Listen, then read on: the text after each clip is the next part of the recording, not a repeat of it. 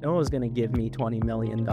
Thank God no one Right? gave it to me because I avoided, I think, a lot of headache. 100% agree. You never know when it's really a positive, although it may appear as a negative. He spent over a year teaching a scale how to count joints. Now his facility packs party packs 21 times faster, and his pre-rolls compete with loose flower on price. Our packaging efficiency to pack a party pack now versus back when we were doing it, has gone up by 21 times. I'm JC Reposa. After 30 years in tech and cannabis, I host High Functioning to show what actually works. Today's guest is Alex Mazin, CEO and founder of Bud's Goods. He built a Massachusetts retail and manufacturing operation that's cash flowed its own growth since 2018. Bud's hasn't raised any capital since 2018. He just expanded into New Jersey, and he treats dispensaries like a grocery store, not a head shop. That's my analogy that I've been using for years. We get into why he stayed out of cultivation on purpose, why the industry has to stop subsidizing itself and raise prices, and the hard reckoning coming for what stores are really worth. A lot of operators in this space have sold their own dream to themselves, but now they actually have a tangible thing to base valuation off of that doesn't align to their dream. This is the long game, played patiently. Let's dive in.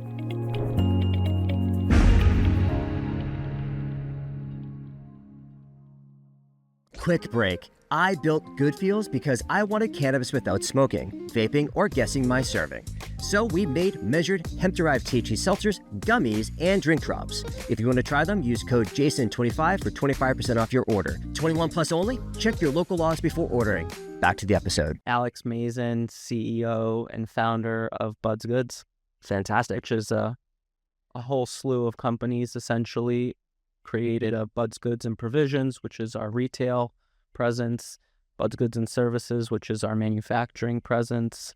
And then we just recently expanded into New Jersey. Oh, fantastic. Yeah, I want to get into that too, because we've had Cam on, she was in New Jersey market. She's kind of like doing a little bit of both right now, right? Yep. Hennessy's been on. So we've had half the staff at Bud's Goods at this point on the pod.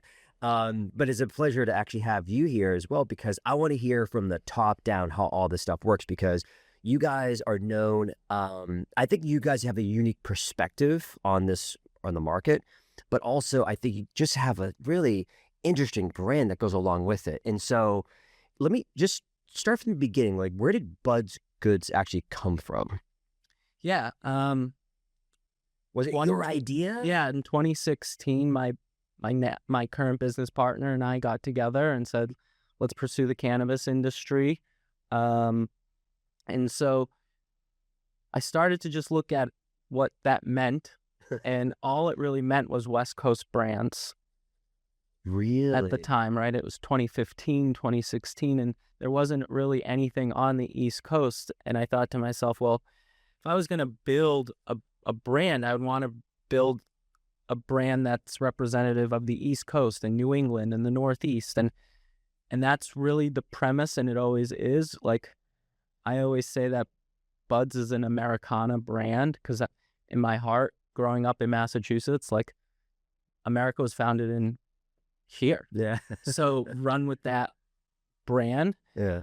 And I think the key to all of it is just knowing what you're trying to do with your brand and being authentic with it, and tying it to every thought should tie back to why you're doing it that way, versus just letting someone dictate. And I remember in 2016, under the medical program, each and every operator was listening to their attorneys on how it should look, how it should feel, how it should be. And, I was just a young kid at the time, and I was like, fuck that. I'm not listening to the lawyers. I'm just going to do it my way and try to come up with what that brand really looked like. So if you look at our brand, the colors we choose are play on of like red, white, and blue, right? And every theme we have, from like American Diner or American Candy, like, we try to reflect back on like different periods of time and the evolutions of industries in the American business world, right? We have such impact on all business industries, from what does a restaurant look like, or the diner, iconic diner, or a movie theater, or the candy industry or the cardboard, the board game industry. Like we as America have pioneered each and every one of those. So we always try to play on one of those themes whenever we're tying everything back to the brand. Yeah, I was gonna say, because do you guys use like a ton of mood boards then? Like you're just pulling in images from Americana, kind of like all those Yeah, businesses. You're like, how does this fit into our brand? exactly. Huh. Right? Like this, we'll say like we're creating a brand to do so and so. Let's identify the theme that we're going to play off of, and then we create mood boards that dive into those themes. And so that's how we evolve each and every brand. How does the decision-making process go? Is it like your way, the highway? You're like, all right, that's what I see. This is where we're going. Or is it like designed by committee? Like there's obviously lots of different ways you can. For the most part, the relationship I have with our creative director, Jess, Jess has been with me for almost 7 years. We're just so in sync. It's like two athletes who have played together for so long that like she knows me and I know her, and we sort of now have this like, you just know. But we always, one thing having the retails that we always love to tap into is surveying. Okay. I always try to incentivize surveying. Because you have direct access to the customer. Exactly. Yeah. And so I'm jealous just from a brand's perspective because I'm like, I don't have direct access. So I'm like, dispensaries. Yeah. As my team, I mandate a survey at least once a month. Nice. From the customer base, wherever it is. We play really aggressively in the pre-roll segment. And so there's so many things I want to know, like customers want, you can look at your sales data, but I don't believe that's an accurate depiction of what the market would want. And I say that because we sell what we can sell. And so if we don't have a certain product and it doesn't sell, it's not meaning that it's not wanted. So pre-rolls is a great example. Do people want 0.35s, 0.5s, 0.7s, 1 grams? Do they want them in single units, double units, 5 packs, 10 packs, 20 packs, 50 packs? Like what is we call it a pre-roll matrix. Like what is that perfect fit? So we'll use a survey to conduct customers. Do they want a cone or do they want a straight pre-roll?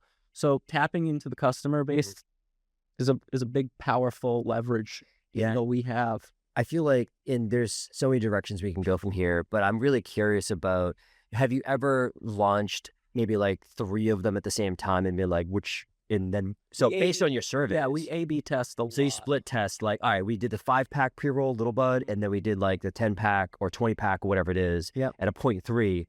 And then you're like, oh, these are picking up. And obviously it depends on the bud tenders to a certain extent. Bud tenders, the price points, the marketing.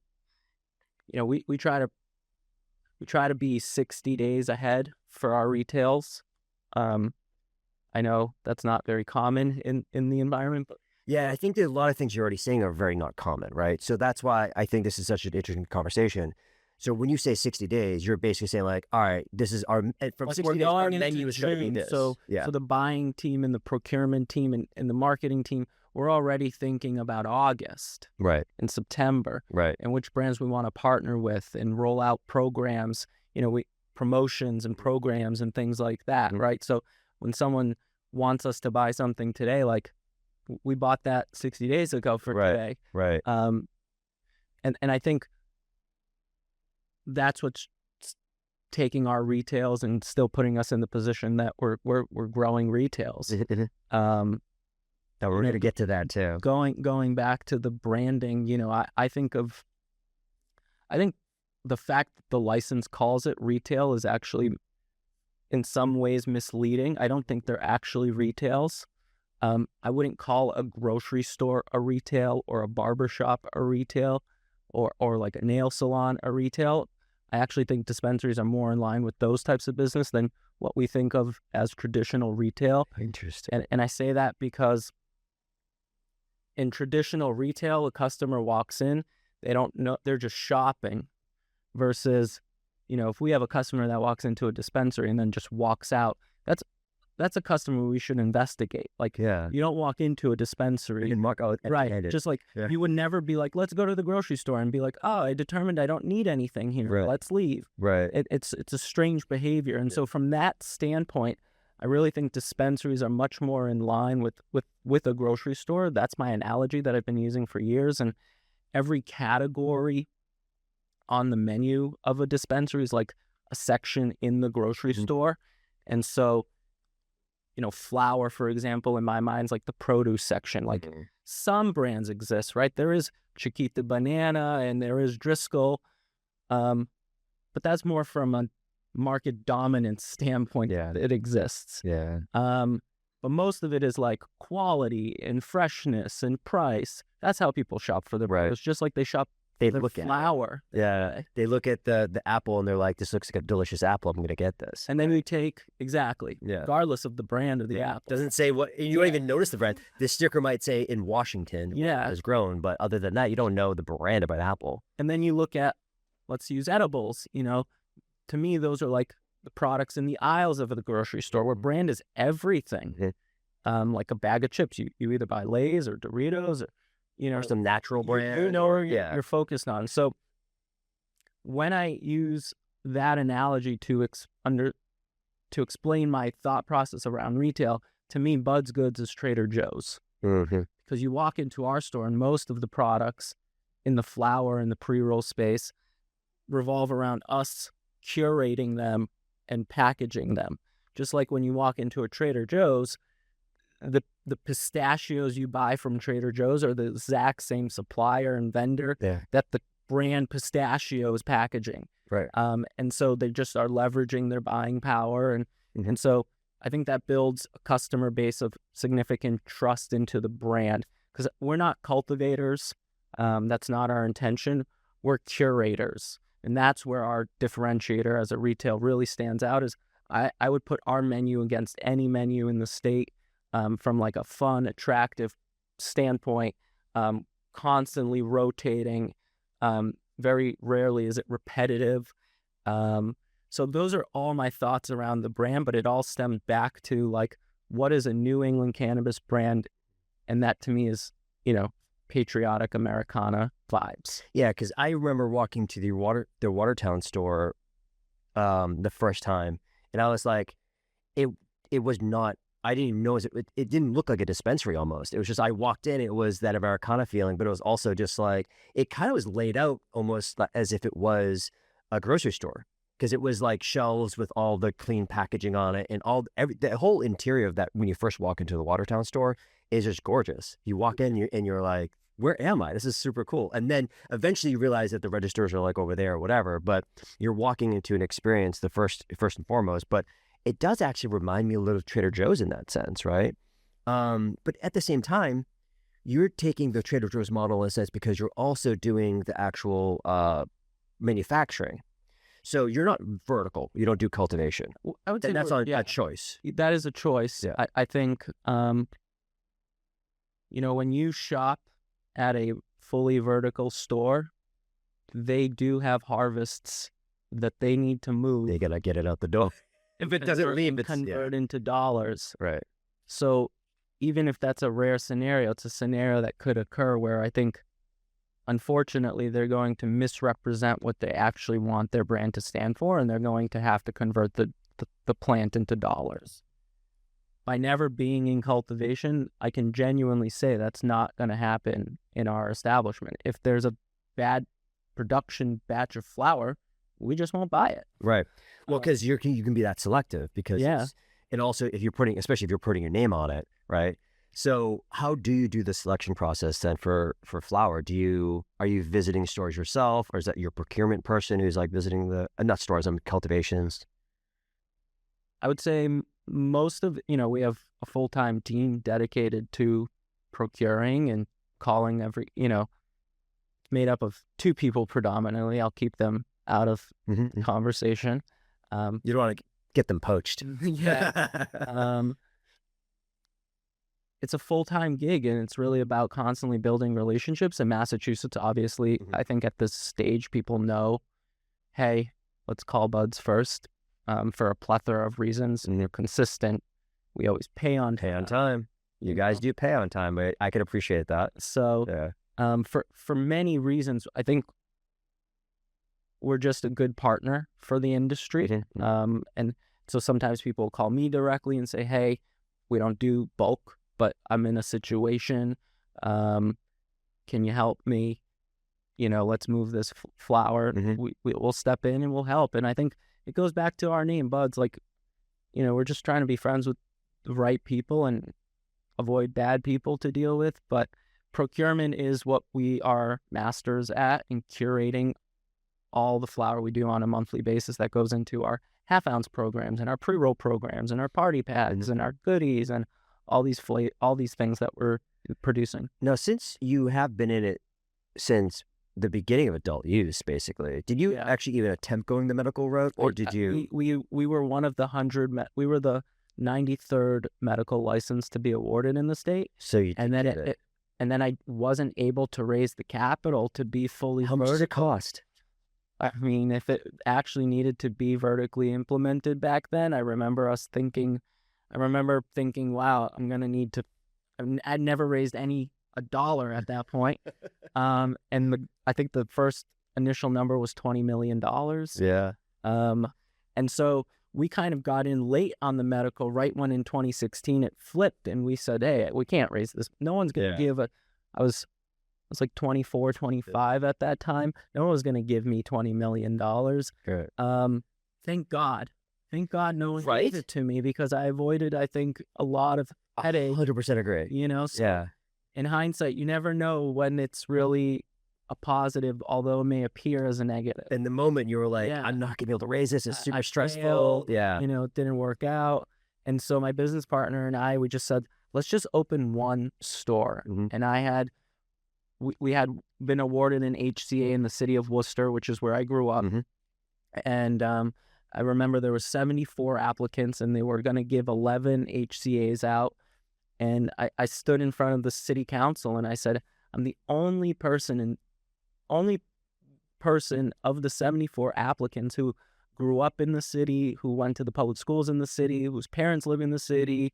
Like, if you don't give me the license, like, what are you telling to the rest? That's the signal. Yeah. Wow. So, and from there, it was just a success. We launched something called Little Buds. I don't know if you remember those days. We were the first group to offer an eighth for $30 when everyone was $55, and everyone's going to say that was just the start to the race. That's the start. But, the story behind that is my neighbor behind the building in Worcester one day was yelling out of his balcony saying, hey, Alex, I stopped this guy. He was trying to throw a sofa into your dumpster, and I yelled at him, and they ended up not doing it. And I thought, like, wow, he's got my back. Yeah. And I remember opening my store and thinking, like, he can't afford an eighth at 55 every day, every week. Yeah. Like, I gotta have his back. Right. And so, back then we made no one was buying bulk. That was unheard of. Right. And nobody wanted smalls. Yes. Nobody wanted smalls, and I was willing to buy them all and offer the $30 eighth. And I think that's what really started Bud's, like, evolution, and then, so forth and so on, people. Yeah. So and the reason why I'm going back into the history a little bit more is because since you have been in it for a little bit, you actually said something recently, which is you obviously want to do business with good people, right? And you want to be helpful, and you want to be to nurture those relationships, build those relationships, but also just build the Massachusetts industry in that sense, because it's like we can all win together here. Do you think with all of the price compression and with all the kind of like receiverships and stuff like that have been happening over the last couple of years, or year and a half, 2 years, whatever, do you think a lot of the bad operators, shady operators have kind of like left at this point, or there's still some snakes in the grass? Because there's you don't have to name any names. I'm just curious your perspective on it. It's the cannabis industry. I think there will be snakes in the grass in perpetuity. If not this kind of snake, it will be that kind of snake. They evolve. Evolve and change. And so monitoring that, to me, unfortunately, a bad operator may not actually be a bad person, just too optimistic and the business doesn't pan out and now they can't pay their bills. And, to me, I get really upset when people just start avoiding those conversations. That's the worst. Yeah. That's really weird when I start getting frustrated with people, and you go from being someone I'm going to try to become, understanding of and things like that to like, all right, we got to squash the bugs because this is a cancer for the industry. Yeah. And then I become a totally different human, and that's my approach now in this industry, because we really don't have time to keep letting this stuff go on. Yeah. If we do, like, it's going to just have more and more casualties. So are you in favor of the, what's it called? The list? The credit list? The credit list. Paying 60 days or something like that. You have to report the person if they don't pay you. I mean, look, this is a really tiny industry. If you don't have that list in your brain as a CEO, you shouldn't be here at this point. Right. You're going to get crushed if you don't know already. I'm in favor of the 60-day implementation that will be happening, because I do think it will choke certain people off from playing the games that they're playing. I'm never the guy to be the snitch, sort of. Of course. So I'd rather just call you and say, I have a problem with you, and we're going to have to address this. Yeah. But I think there should be some kind of punishment that the government should be stepping into and saying, hey, can't be playing these games, because we're all such small businesses that it's very harmful. There's so many small businesses here. And I think that's, people talk about the word MSO a lot, right? But it's just like, MSO is a weird word. People usually, when they think MSO, they think the publicly traded stocks. You know what I mean? Those that are coming in and they're just throwing millions of dollars at something, not really understanding the market.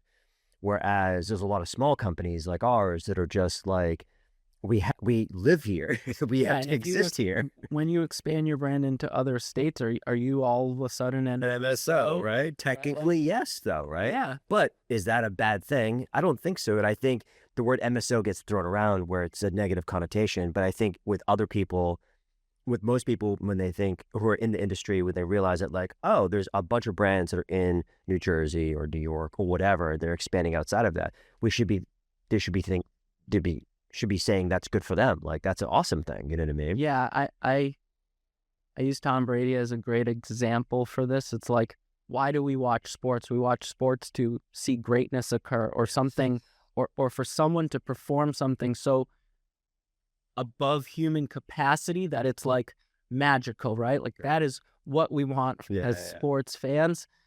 And I think Tom Brady's the closest thing probably we've ever came to seeing someone that's just pulling off miracles. And if it's fourth quarter, and then there's just so much hatred towards the guy, it's, well, I think but that's, I think that sign, that excellence that comes out of people like a Tom Brady. And if it's a 2-minute drill in fourth quarter and Tom Brady's got the ball, you're like, it's a touchdown. And like, you're just, because you're like, it's going to happen. I think there's a lot of jealousy and envy in cannabis. Yeah. They love you when you're not performing, and then they dislike you when you're doing better. Or they're just jealous and they don't want to acknowledge that. Well, I think there's a lot of, peeking over the fence at your competitors to be like, oh, look at their menu and it's this and it's that. And then like, all right, now we gotta, and then we'll get phone calls sometimes from dispensary operators who are just like, hey, they're selling it for this. And I'm like, I'm not giving them any special deal. Right. It's not like I'm not, but I'm not sides of it now, right? Yeah. I'm both sides of it. The amount of times people have come up to me and said, hey, we love what you're doing. Small companies and MSOs and, bigger companies. Hey, we watch your menu all the time. We study your website. It's like, I actually don't want you to do that. Right. Like, you're basically acknowledging that you're trying to copy me. Right. And it's annoying. Yeah. It's flattering and annoying at the same time. we're in the process of scaling our wholesale business here in Massachusetts, and it's a challenge. I think the brand evolution in cannabis is challenging because people aren't.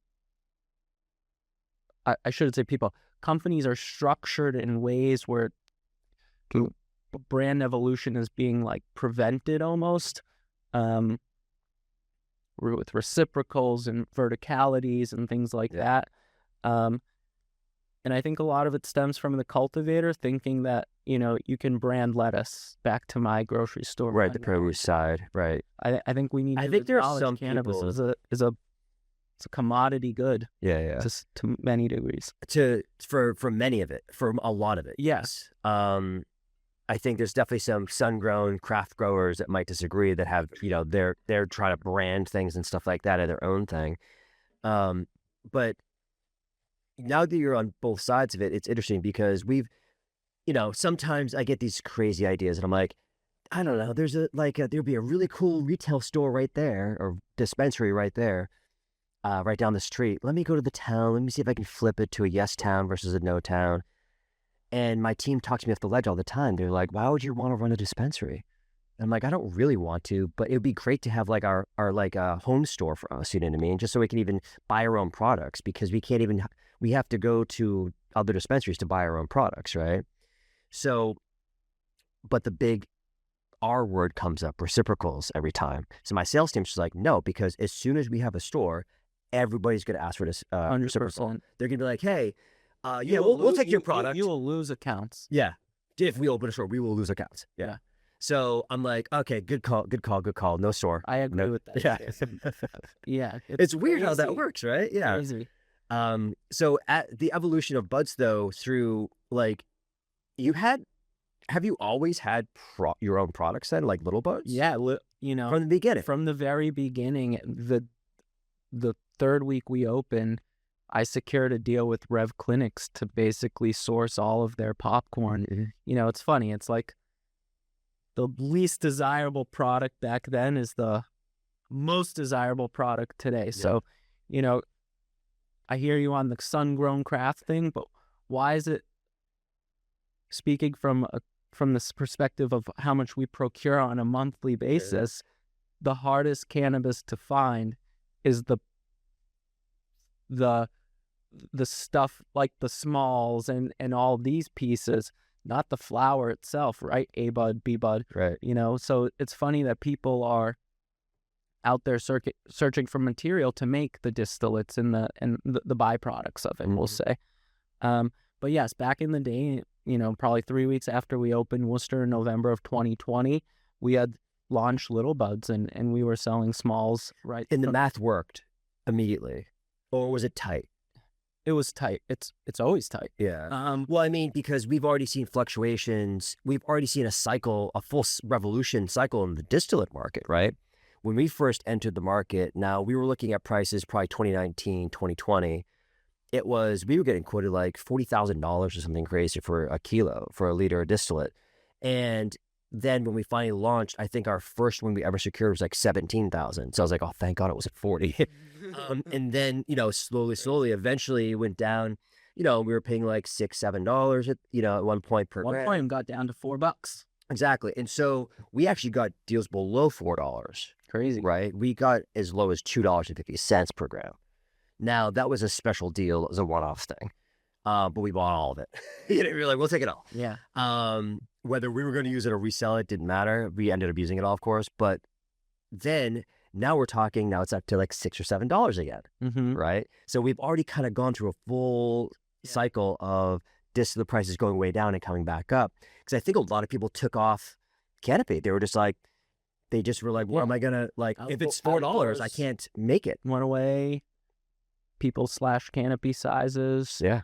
But, you know, we're going to see it again. I don't think you'll ever see it go below $5. But if you look at California or whatever, is it just because it's like cheaper to grow because you can grow? Yeah, they have outdoor. Yeah, they can just outdoor. And here it's way harder. And they actually grow for the purposes of distillate. Yeah. Like I can't name acres of it. Yeah, I can't name anybody in Massachusetts who's dedicating to growing. I can't either. I've asked. Right. I was like, So, could you just grow me a whole field of right. material? And then that even further identifies the commodity aspect of it. When you're just growing it for that, you're not really worried about the size of the nug. Are you, and that obviously leads to a couple other things. I know there has been lots of talks of like inversion and stuff like that. Do you believe any of that stuff? Do you know of any of that stuff happening? I think my guess is I think it could happen. Yeah. It does happen in other markets. Right. I don't know why we are any different. Right. Well, that's what I'm thinking. Like California, it's like $1 a gram or less. Yeah. Right. And you're It's not saying even inversion. It's just one thing now. exactly. Well, it's all right. Exactly. So it all gets blended together. Yeah. And then you're like, I say yes because it's happening in every other market. Right. So super curious about the new commission and if they're going to start addressing any of that stuff soon. Have you met any of the new commissioners yet? I have not, but it seems like I'm seeing a lot about testing results. Yep. That was the new one that came out. They were going to test. They're going to pull products. I don't know if it's secret shopping or if they're just going to like go one day and be like, hey, we want these products, and they're going to test them independently to make sure the potency is correct. So, I mean, there's definitely potency inflation, right? There's definitely labs out there. I say labs plural. I don't know for sure. That are, I know the lab fraud stuff, which was, one specific lab that got caught doing all that stuff that basically had 0 failures or whatever, for a year. They were just like, never failed a single, flower. But on the potency side, obviously, and that's where I think you're in an interesting perspective, because when I talked to Hennessy, she was saying that how there's like a little terpene chart that you guys put in the stores, right? So how do you're trying to convince consumers that don't look at the TAC, look at like the effect or look at the terpene profile, right? But you get a lot of people out there who are still TAC hunters. They're just like, what's the most THC, biggest bang for the buck kind of thing, right? So there's obviously money behind this. And so the incentive of money is very easy to be like, all right, 38%, 40% THC. Mm-hmm. It's like, okay, is that how are we getting these numbers, right? So I understand why the CCC is going that way, because it's really consumer protection at that point versus consumer safety. Consumer safety would be like, okay, we're going to actually pull samples and test for the mold and the pesticides and heavy metals and all that stuff. That would be consumer safety. Consumer protection is really protecting their dollar. You know what I mean? Mm-hmm. So I understand why they're doing it, but I just think that it's like, is that the biggest problem we have to fix right now? I don't know. You know what I mean? Depends which seat you're sitting in. If you're a cultivator and you just invest in millions of dollars, then you might argue that is the most important thing. Because I can grow bomb flower at, does 25, 28%, which is already on the high end. Right. But this company's getting 38%. Just consumer evolution is continuing to change. Mm-hmm. Our analogy that I try to make sure our staff compares it to is like, you don't walk into a liquor store and look at which bottle has the highest alcohol, percentage. Everybody be drinking Everclear. Yeah, exactly. So, that's our analogy. That's our comparison. I also think there's a push for that to be important for brands that are trying to tie themselves to it. There's been endless amounts of effort around the concept of premium flower. Right. A lot of people that mission of humans has been pretty powerful, and I would say, for lack of better sense, has not come to fruition. It is not. I think, come into a grocery store, the tomato's good. How much better do you need than a good tomato? It's ripe. It smells good. And I think consumers are sort of in that world. Now you're seeing some of these strawberries coming out that are like a pack of 10 for $10 and like assorted like chocolates. Like, yeah, that exists, but compared to how many berries Driscoll sells, like that's a very small fraction. It's a rounding error. Yeah, basically, yeah. It's part of their loss, basically, for how many strawberries they actually end up throwing out because of damage. So I try to put it in perspective for customers, but look, we at Buds, our goal is to listen to the customer. We are not trying to navigate them. That would be we try to plug in products that are missing in the market. That's why we're so heavy on like our party packs, which is a large pre-roll format. How many? How many? 28. 28. 28 half grams, so it's a half ounce. Yeah. And then we do a half ounce of flour. And, you know, for me, I'm a big believer that as product pricing continues to go down, consumers want larger formats. Yeah. And so we're continuously focused on. Do you sell a lot? Have you been selling a lot over 1 ounce? Because now it's up to 2 ounces, right? Yeah, it's picking up. You know, educating consumers is definitely switching in that direction. Obviously, the state of the economy right now is having an impact, I believe, on that. You know, just the price of gas. I think it's like $4.60 right now. Well, yeah. You know, it's very expensive. I think it's to travel. It's hard to get. You know, we talk about customer spend elasticity, meaning like if I offered you a $10 million house, but it was going to be $5 million and you don't have $5 million, you can't take advantage of the deal no matter how good the deal is. So there's an elasticity to how good a deal can get before it's irrelevant. Right. Yeah, you sell like a 2 ounce deal, but if it's $120, they don't have $120. They're missing that $20. Yeah. It doesn't matter how good I make the deal. Yeah. But I also think the next thing we need to do as an industry that's crucially important is like raise our prices a little bit. Yeah. You know, I don't want to make it a crazy thing, but I think it's important we as an industry increase our prices because all of our costs keep going up. Yeah. And so, you know, I really can't name anything else since 2020 that has gone down in price. I agree. Not a single thing. And I can't think of anything. And I think the wave of thinking of cannabis as if we're some tech companies that can be subsidized in perpetuity forever. I mean, it's just not happening anymore. No companies can raise money to keep funding this subsidy of cannabis. And so it will be interesting to see how people start to navigate when I think we actually have to increase our prices because our margins continue to get tighter. Yeah, they get tighter. Yeah, we're feeling it more and more every single day. Even just every time we get a new shipment of something, shipping's up because of gas prices. Yeah.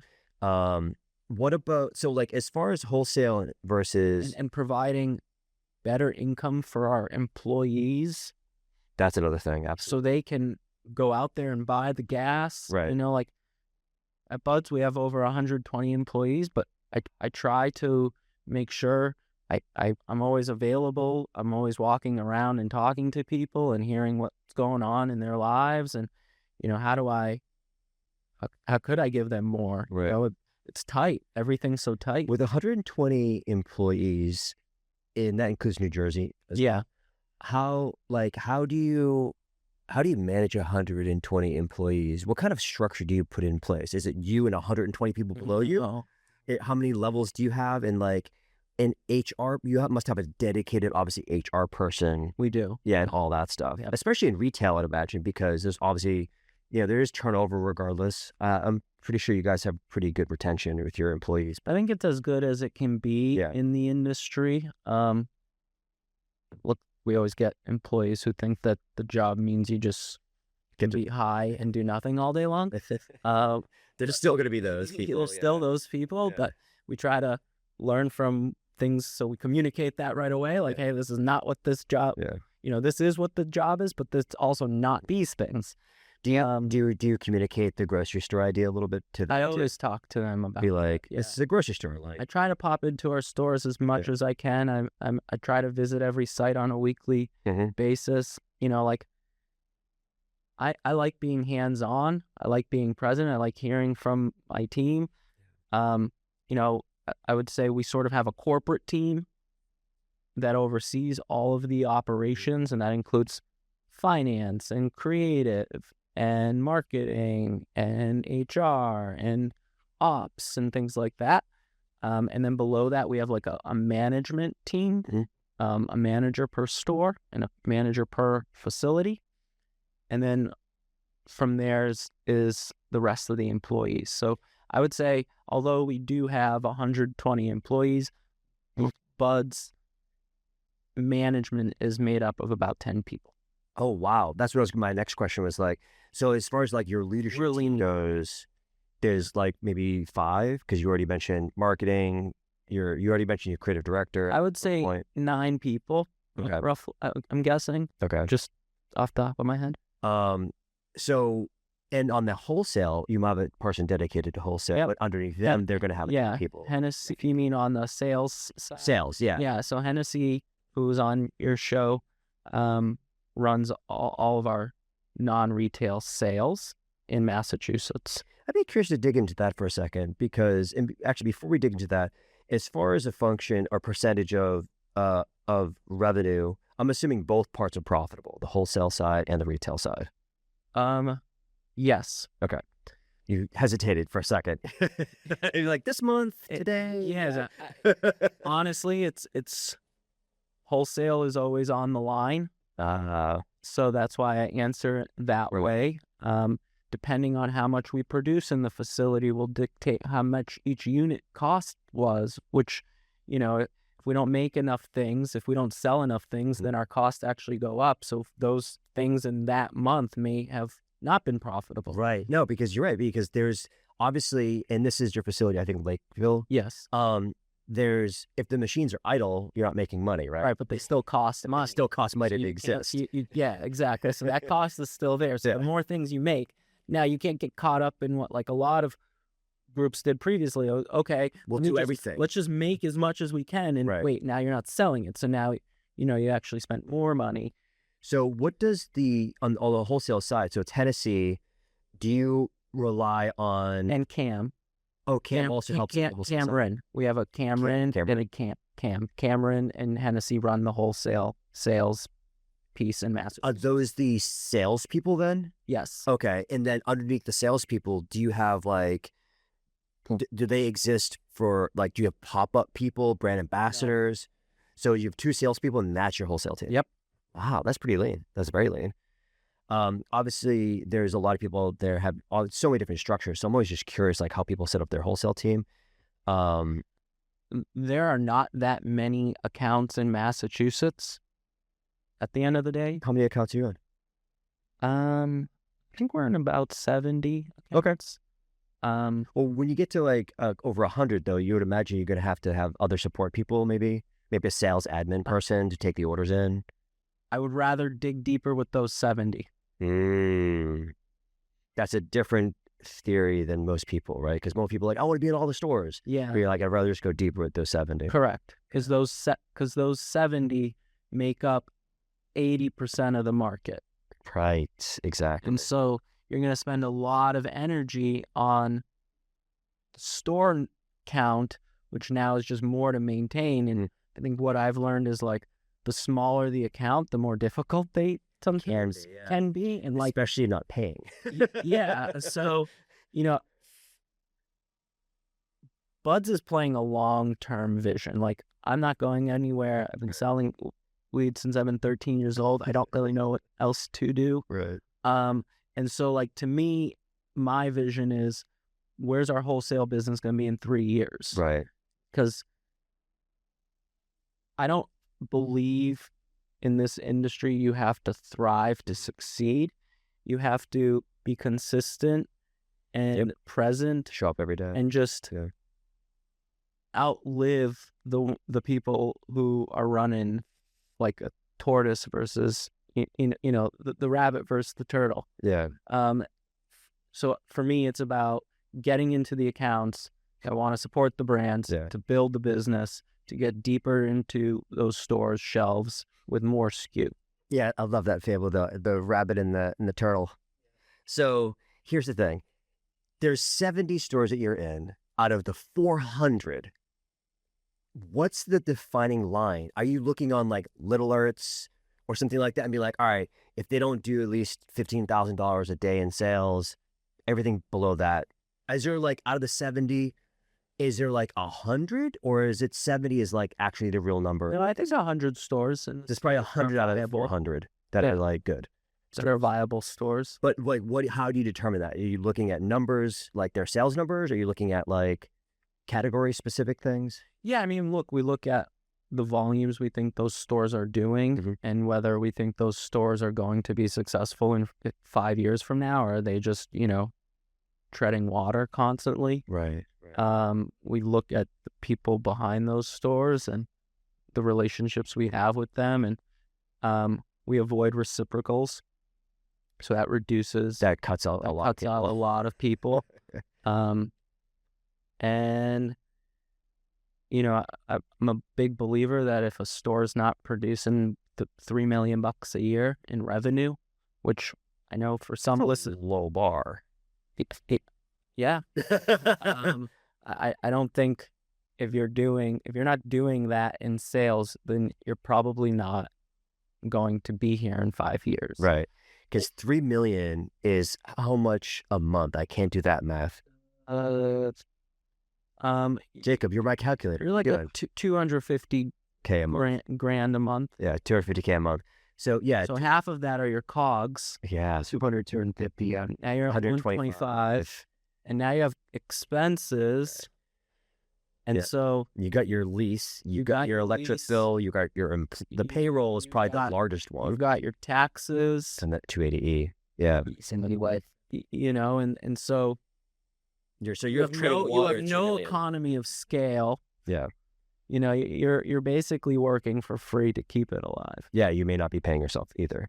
Yeah. Definitely not. Nothing substantial. Nothing that you would say is what I would have wanted to get after pursuing the endeavor. Right. Absolutely. And working all those hours. Yeah. And dealing with all the stress and the worry, sometimes I feel like I might not actually be doing anything other than having deep dialogue with my own self. And that's exhausting. Exactly. But you have a business partner. Still, to this day. Yes. Okay, so you guys are still in business together. Yep. All right. But I would say I have a handful of business partners. I would say, okay. We don't have a lot of investors, but the ones we do have are all like business mentors. I'm a believer that being an entrepreneur is kind of like a sport, and you only really learn how to be a better entrepreneur either through experience and taking it on the chin from time to time, which could get really expensive. So you want to try to avoid those things. And then other entrepreneurs teaching you and guiding you. So it's almost like a pass down from generation to generation. You never want an investor that's just trying to put money in. You want to make sure, at least for me, when I was getting in at such a young age, starting to play with real numbers and businesses, I wanted someone who would care for my success and teach me and guide me. It doesn't mean they are babying me by any means, but like can guide me before I make a bad mistake or a stupid decision. Now, do you find that in order to get to New Jersey, did you have to go back to them and say like, hey, we need you guys to write another check? Or did you cash flow fund? Yeah, we did. And New Jersey is a ground up build? Yep, it's a facility. We renovated a warehouse space in New Jersey. Buds hasn't raised any capital since 2018. Wow, that's amazing. So, it's been a fun ride. Yeah, exactly. Well, cash flow is everything, right? And that's why the cash flow, because we're in a similar situation right now. We're cash flowing, we're profitable. We're cash flowing enough that we can kind of afford the things we're doing right now. And, if we want to do some fun experiments in marketing and stuff like that, or we want to go try things from time to time and try the experimental stuff. Yeah. So we have been doing a lot of that stuff and just trying to figure out maybe like what is what's worth it, what's not worth it, and having a little bit of extra budget now to actually start, experimenting. But if we ever want to leave this state, we would have to raise because we can't cash flow to another state. I will never again do the whole process of hunting a license, building out a facility. I think those days are coming to an end for cannabis operators, and rather work off of the relationships and maybe do some reciprocal business dealings there, right? Like we should talk if you want to get into New Jersey. Like, I have a facility, I have a license, we can work out a deal. That's going to save you time. That's going to save you money. But at the same time, it will help me because it will be another SKU in my portfolio that we're distributing. I know you're not going to ever maliciously try to screw me over. And so, my vision for New Jersey is we're building like a hub for good operators that all want to stay in their lanes. If you're showing up and you're like, I'm going to do all these things in your facility, it's like, no, you're not. But like in categories that we don't play, like we're looking for good partners to bring into the market. And I would say the same thing would go if I ever wanted to expand into any other market with my brands. You'd be looking for co-packers versus building ground up again. Yeah. Ground up is so expensive. It's so expensive and it takes a lot of time. Yeah. Time is probably the biggest thing, right? Yeah. Because you're like, I wanted to be in the market a year ago, right? I started working on New Jersey in 2022. We didn't sell our first product till December of 2025. Wow. Yeah. Takes a minute. And of course, all the expenses that come along with that. Of course. Wow, that is so fascinating. Yeah, I think and that's kind of what we're struggling with right now is because we knew we wouldn't necessarily build anything ground up again because hunting licenses, talking to the town, all that other stuff. Oh, yeah. Forget it. I'm not interested anymore. I've got one town I got to deal with and I'm happy with it. You have 4 now, right? You've got New Jersey and 3. Actually, speaking of that, 5, say it. Because I have Lakeville, 3 So that's right, manufacturing. So are you going to 4, 5, eventually 6 stores in Massachusetts? Yeah, I mean, that's our goal. Yeah. That's definitely our goal. We want to get more stores. Have you found some locations already? Have you been hunting? Been hunting for, I'm always having conversations with groups. I think there's now like this hopeful, unrealistic expectation for some people at the moment. Yeah. They're trying to get out. I'm predicting that you'll see much more consolidation in 12 to 18 months versus the first 12 months. Because a lot of people need to hear the reality of what these things are going to be worth. Even, for us, we have 3 really good stores that are high performing. If they get too good, they're unachievable to purchase too, because the industry doesn't have the funds that actually require the value to buy a better performing store. Yes. And so I've done a lot of thought process on this, and there's like, I don't want to acquire a store that's doing less than $2 million, especially if I don't see that we could improve it. Right. You have to be able to improve it too. And I don't think anyone making more than $5 million is going to sell at a price that is realistic. Right. And so I think the hunt is really between that 2 and 5 number with the hopes that there are some upsides. Right. And then you can improve it if you put your... Yes. Because I think, that's a lot of what differentiates product side, anyways, brand side is brand, right? It's just like if you're going to get an awesome product every time you buy a Bud's product, then you're like, I'm going to keep on buying Bud's products. People are super sticky like that, right? And they can get really loyal to brands. So I think their stickiness from our standpoint is the brand, but also the program. Like, a year and a half ago, we launched our half-ounce program. Like, yes, people sell half ounces on their menu, but we carry 24 at all times. Wow. At all, like we gain, we play around with the pricing to make sure it's like 1 for this, 2 for that, and now we do 3 for this and 4 for that. So like you can mix and match those programs, and we have pre-roll programs where we have a selection of 40 consistent strains of those same things, and so we're getting people to buying into like these retail programs versus just the product itself. That's so and so when people come into Bud stores, they're already coming in with, hey, I'm going to play in this program in their brain. Like, I'm buying something from the half-ounce program, or I'm buying something from the party pack program, things like that. And so, by program, do you mean like loyalty in a sense? Or do you not like to use that word? Or no, it's not. When I say program, I just mean like you're shopping within a category, within like a promotion within that category.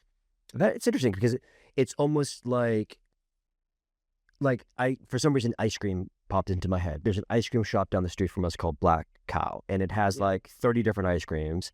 You go there and you're like, I could have my peppermint stick or whatever it's called that I have all the time, but it's a program, so I can literally just choose from all these other ones, and it'd probably really be really good too. And you kind of just select from that menu. Every time you go back there, you just select it. You can select a different kind of style if you want to, right? So I'm thinking and equating that to what you're doing, which is like, all right, you have the half ounce program, and you're like, I've got 40, you said 24 different half ounces to choose from. It's almost like a kid in a candy store. You're like, all right, I'm going to try this one. Yeah. I think that would be really great. To play off your analogy, I would say like a program would be the customer knows they want ice cream, right? But then they also know that they want soft serve. So they'll show up to the ice cream place and say, I'm only really focusing on the soft serve flavors. Right. I'm not looking at the hard ice cream. Right. Okay. And so we're trying to say, okay, if you're a soft serve customer, here's where you'd play. Right. If you're and give them 30, and these are all and give them 30 options in that. Yeah. And then, if you're a hard ice cream lover, here's 30 options in that. So right. It's always an exciting menu within your category. Right. Within your kind of like internal requirements for in your head. Yes. Because you just like soft serve. But as far as like store locations, so you're looking between 2 and 5. And for context for the audience, what we're really talking about is purchasing an existing store versus building a brand new store. Yes. Right. You're looking at if I go the route of acquisition, right, that would be the direction. Exactly. And so people who own those stores, what we're saying is have to come to the reality of the fact that it's not worth what you think it's worth. Because a lot of people will be like, my store, we've got great customers, they're super sticky, and like we got this loyalty program. It has all this potential. If they had look at the area, why didn't you get it there? Exactly. And you're like, well, yeah, I see that there's 40,000 cars that go by there every day, but you're on the side of a highway and nobody's stopping. You know what I mean? Sometimes it's easier to sell something that's not operational than something that is operational. Because once it becomes operational, it's valued based on its performance, not its dream. And I think a lot of operators in this space have sold their own dream to themselves, right, but now they actually have a tangible thing to base valuation off of. Right. That doesn't align to their dream, and they need to... Do you work to find some of these? And they also need to understand, like, no matter what someone is buying, they need to make sure it's worth the investment, like that there will be that investment. And of course, given how tight margins are in the cannabis industry today, like, well, now that investment payback is going to take longer because you're making less. And so you have to factor that in. Yeah. Take out the concept of being a cannabis buyer. Right. If we were just buying convenience stores or something like that. Right, exactly. Yeah, and I think that you nailed it, though, with the dream, because it's like people have invested their life savings, their 401k, their friends and families. We are two of those people, right? We did the same thing. We did the same thing. And I get it, but I also am smart enough to tell myself to wake up and be realistic. Be realistic. And I think those realism moments in the industry are still to occur. I agree with you on that one, because I think people are so much pie in the sky, like it's worth X. Because I've had couple of those conversations too. Not like I'm buying to stores, but I talk to a lot of people, that have distressed assets, and I'm just like, okay, this is interesting. And because I know enough people that they're asking me, oh, do you know any buyers? You know what I mean? So sometimes I'll get deals thrown in front of me, and I'm just like, looks great, but like I don't think you think it's worth something like that. I don't think that's the price. I'm just going to be honest with you. Yeah. But at the end of the day, we'll see where that goes, because then there's receivership, right? Eventually, if it's not working, it's not working, and they're going to be out of business anyways. So you think more of like a 18-month kind of go with that one? I believe cannabis entrepreneurs are very resilient. They, absolutely, we're more resilient than most. So, the people in tough situations are gonna continue to figure it out, right? How to go a little bit longer and keep going. Keep on extending the runway. Yeah. Until you take off on the plane. So very, very interesting stuff.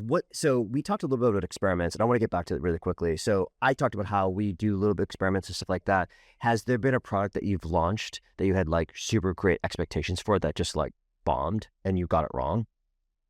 Oh, all the time. You know, we're getting deeper and deeper into like infused pre-rolls and understanding what the consumer's expectations are for those things. And I would say this is an area where testing could be like affecting us, because sometimes it's hard to figure out how do these people get to the potency levels that they're getting 70% for the costs that things are. But yeah, we've gotten things, we've infused pre-rolls that didn't have flavor, but then people wanted flavor. And so we had to step that back and go in the flavor direction. And at first we thought people wanted flavors that were, fruity and all these things. And then we realized they still want strain connection to name. The name. Yeah. The like name and cheetah piss. Yeah. Whatever. And so we make plenty of mistakes. I would say a lot of the innovation that I try to focus on these days is on the production side. You mean through equipment and process? Yeah, through equipment and process. I think our production facility is one of the most automated in the industry. You've got some kind of crazy pre-roll or something like that, right? Yeah. Like 100,000 pre-rolls an hour or something crazy. Crazy like that. We try to produce, 15,000, 18,000 pre-rolls a shift. Nice. But like, I would say one of the things I'm most proud of from that standpoint is about 6 months ago, we finally figured out how to count pre-rolls. That's helpful. Not manually. Okay. When you're creating SKUs like the party pack, for example, someone 28 counting to 28 for 8 hours. I mean, they're going to make mistakes. And so how do you avoid that as a problem? Not to mention, like, that's not a job someone wants to be doing in perpetuity. Counting 28 hours a day. So we spent over a year learning how to program our scales to count. Right. And so now they have counting scales. Yeah, that's a thing. Definitely. Yeah. But you had to do a special way for pre-rolls so they would fall vertically. Oh, so that was the trick. Yeah. Got it. And so, now our packaging efficiency to pack a party pack now versus back when we were doing it, has gone up by 21 times. That's how much faster you are. That's how much. 21x. 21x. Wow. That's amazing. And so when people think of where are we in the evolution of cannabis, the fact that I'm saying, oh, we figured out how to count joints and it sounds so silly, but there's nothing out there that did it. Yeah, totally. So we did, and I think that's why we now have a product that can compete at the price point of flower, but already ready rolled. Yeah, that's amazing. You have such a unique presence. I'm not sure if you do recognize how unique your presence is. No. Because I think one of the first times that I even saw you in person, I think it was MJ Biz in Vegas or something like that. There might have been a time before that, but maybe. I remember you were in Watertown. Yeah, I went to Watertown. Yeah, exactly. But I think it was after the MJ Biz, because I had been to MJ Biz and I saw you walking around. And I think we had a brief interaction, but I like how patient you are with words, and you're reserved, and then you think and you speak. It's like you make a conscious effort to like choose your words, which I think is valuable in this world versus just going off like I do. I'm just like whatever. I'm just going to keep on going. I want to make sure that I'm processing and answering people want to hear, I guess, what I have to say. Yeah, so I have to be very aware of what I say. There used to be a time, and I'm evolving as like a business leader myself. And like, it used to be back in the day when Ben, my COO, and I would just sit in my basement. And so like I had an idea, I spoke it out loud and everyone at the company knew. Yeah. and today, if I have an idea, it's not, I can't just say it out loud. I need to think through who should I be saying it to, and how should I be saying it, and with what tone, because everything I say, everyone takes like, they think I know everything. Yeah. I'm just trying every day. Yeah. And so I realize I just need to think through my thoughts a little more carefully these days. That's a fantastic approach, because I definitely have a similar team where they're just like, all right, Jason said this thing, so we're going to go do all the, and I'm like, wait a second. No. I just had an idea. I was just like, I'll just mess it around. Like, exactly. My brain just kind of went into this weird place, and I was like, what about this? And then they all jump up like, let's do it. There's enough times that they were like, but you said that. And I was like, I didn't mean it that way. Yeah, exactly. So you have to like reel it back. Yeah. Oh, so interesting. Yeah, because I definitely suffer from that too, because I happen to be a chatty Cathy at work, because I'm definitely like, I will get into everybody's business and because I'm curious. I'm just like, what are you working on right now? And like, tell me more about it. And I always come into work thinking, who runs this place? It is funny. I'm very grateful for the position and what we've created at Buds. Like, I believe we can compete with anybody in the marketplace on any front, minus the cultivation's not what we do. Although Ben did win first place at the Nican Flower Cup. Oh, really? Ironically. Yeah. It was like a home grow situation? I think it was just, he submitted as an independent. Oh, cool. But I digress. I think, learning and evolving how to be a better leader. It used to be, I used to fill out the annual, packet to the CCC on renewals. So I don't do that. Same. And so, I find that I'm doing less work, but I have way more impact on the things that I'm putting my energy towards. And, building the wholesale business is a big focus of mine, and expanding retail is a big focus of mine. And so I'm trying my best to stay focused on those things versus trying to get into all the other things I could easily get into. Oh, there's a million things you could try to fix. But is it the right thing? I always want to listen to like the employee drama that's happening, but I stay out of it because I get too into it. Yeah, exactly. And so, it's always a learn. I think as the business evolves, I need to change to adapt to what it needs for me. I always say that to my team, like, be the role, not the individual. And when go deeper in that. What do you mean? Sometimes maybe the CEO, myself, Alex doesn't want to have that conversation, but the expectation is that the CEO should be having that conversation. And so I'm good at saying that to myself and then following through on what needs to get done. Is it? That's great. As we start to wrap, I'm just curious, like, we obviously talked a lot about cannabis, and I know there's a ton more to even dive into, but like, what are your hobbies? Like, what do you actually like do besides cannabis? I'm just so curious, because you're such an interesting character in my head of like CEO, 3 stores. Trying to be the best dad I can possibly be. Oh, that's super cool.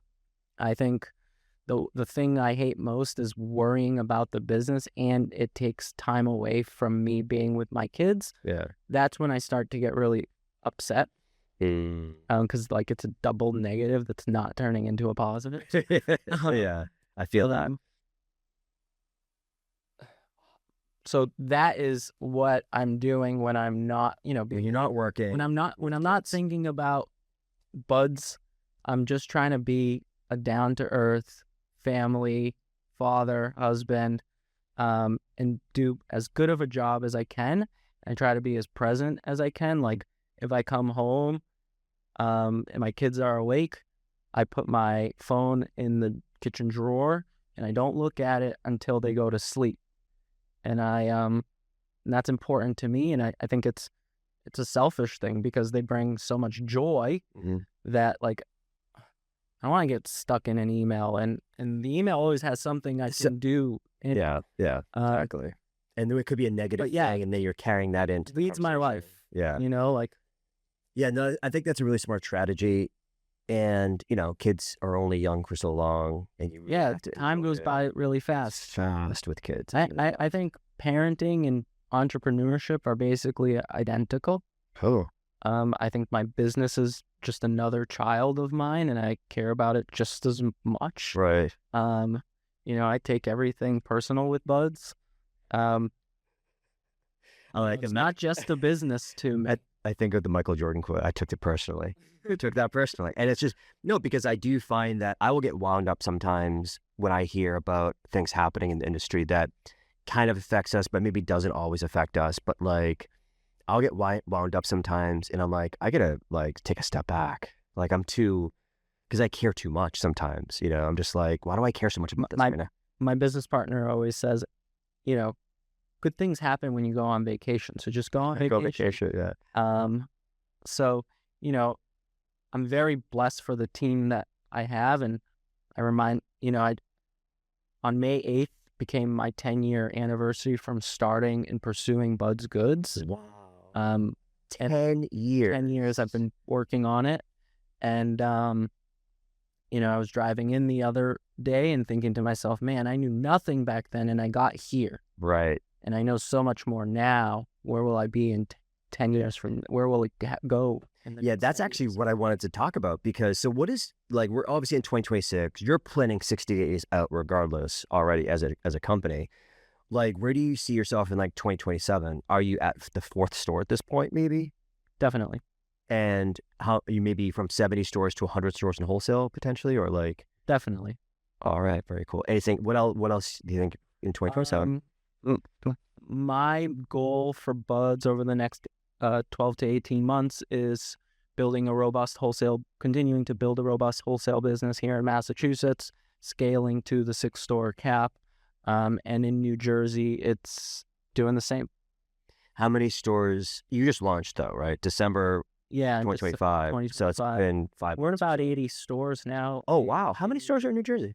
A little over 300. And you're at 80 of them. All right. That's a bigger percentage than you have in Massachusetts. The market's very different. Very, very different. Dive into that really quickly. There's a lack of product. Yeah, 21% of the state allows retail sales, the municipalities, compared to Massachusetts 50%, which seemed low. 21's even lower. 21 is a shock to my so system. when you take 300 stores and you mash them into 21% of the state, you create these really dense pockets of stores. And essentially, there's 10 stores in every pocket, and 2 of them are super successful, and 8 of them are totally duds. Wow, that's such a different world. Yeah. But I could see how that would happen. But we do have pockets. We've got Springfield, for instance. But it gives hope to the towns around for those stores to also participate. Imagine if you took the stores around Holyoke and put them into Holyoke, you would have less successful stores. Right, exactly. Just really quickly on the New Jersey side, and we can wrap here. Is there talks about how flipping towns from no to yes? Yeah, similar to Massachusetts, if you remember, like in 2018, we only had like 30% of the towns, and by 2020, we had 50% of the towns. New Jersey's entering a similar period, and this is what I do love about the cannabis industry is like history repeats itself very obviously. Yes. And so we're starting to see these new towns converting, and that's where I think Buds is going to try to play and pick up a couple more retails for the New Jersey. New Jersey. All right. Fantastic. I do believe having retail is crucial to being successful in the model that we have. Everything but cultivation. Everything but cultivation. I mean, I like that. That's I think that's a solid strategy. Is there anything else that we didn't cover that you wanted to cover before we wrap? You asked what I do when I'm not doing cannabis. I would say the newest thing my mind is attached to is just AI. Yeah. And how I can continue to make Buds even better by having AI as part of our team. Mm-hmm. So I would say I don't have hobbies. I just have things I put my mind and my thoughts to. Yeah. And just keep on going down, and that curiosity will get you really far. It has already. You know what I mean? Yeah. So yeah, I try to be a student, not teacher. Right. Yeah, and I think that's probably one of the most misunderstood thing about a good CEO is the fact that we're students. We're always trying to learn. Yeah. You know, we're not as much as you think we know all the answers. I pretend. My wife will tell you this all day. I definitely pretend like I know all the answers, and that's what it seems like when I'm on these shows and I'm saying all these things. You're playing the part. I'm playing the CEO role. Playing the part, but in reality, you come Like, home did I and it's like, did you say that? Yeah. you know, Did I say that or did I? Yeah. I talk to my daughter and she just says something so like obvious. I'm like, yeah, why didn't I do it like that? Yeah, exactly. Or like, why are you upset, Papa? You know, you're just like, yeah, why am I upset? There's no reason to be upset. You know, but I think you just have to have gratitude for being able to be part of this whole thing. Absolutely. But you know, I'm trying to also balance as the company grows, like on the scale of being too cannabis focused of a company to being too corporate of a company. You know, I want Buds to be in the middle. I want us to understand that this is business and that it's hard, and you want to be a part of hard. This is what it means. Mm-hmm. You know, to me, I use this analogy all the time. Like, being on the Buds team is like playing for the New England Patriots. It's probably not ideal on a day-to-day basis, but we are trying to get to the Super Bowl every year. We're trying to run championships here. Yeah, I like that. So thanks for having me. This was fun.